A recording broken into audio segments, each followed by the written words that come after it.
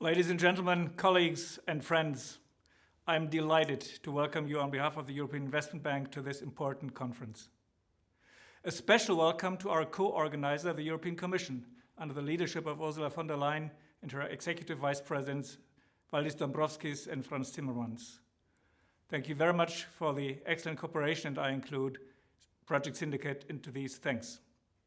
In my opening remarks, I would like to take you back 30 years, when Europe stood before the great economic and social challenge at that time, transforming the crippled communist economies of Central and Eastern Europe into modern market economies.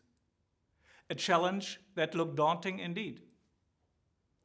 When I worked at the German Foreign Office in the mid-90s, we referred to this group of countries as transition economies. 30 years later, we are all transition economies facing an equally daunting challenge. Not only must we make our fossil-based economies carbon neutral by 2050 to prevent catastrophic climate change, but we must do so while recovering from a public health and economic crisis.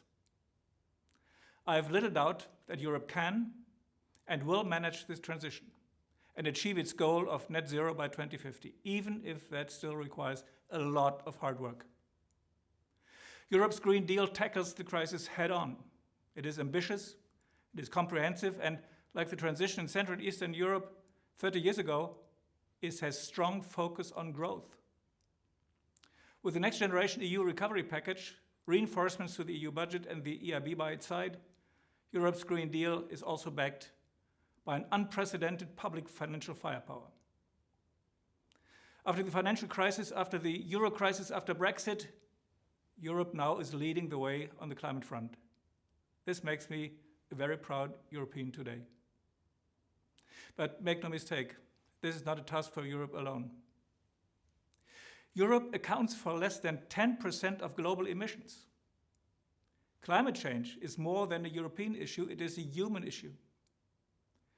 China's recently announced commitment to decarbonize by 2060 and Joe Biden's decision to bring the United States back into the Paris Agreement are clearly positive developments.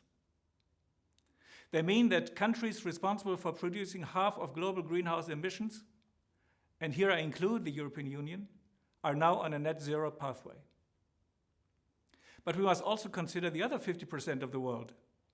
These countries, many in sub-Saharan Africa, account individually for a fraction of global emissions, but stand to be some of the most affected by rising seas and temperatures.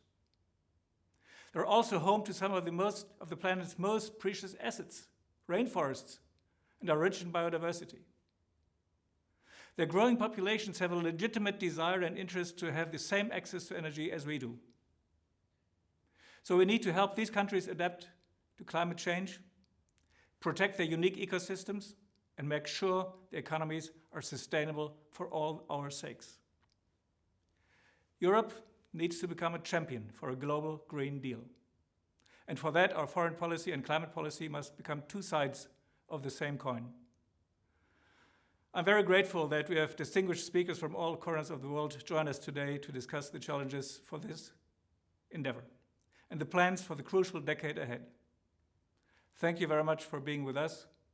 Today should be a place for leaders to come together and share their plans at home and on the international stage, and a place for investors and entrepreneurs to understand the determination with which we will be pushing ahead on the green agenda.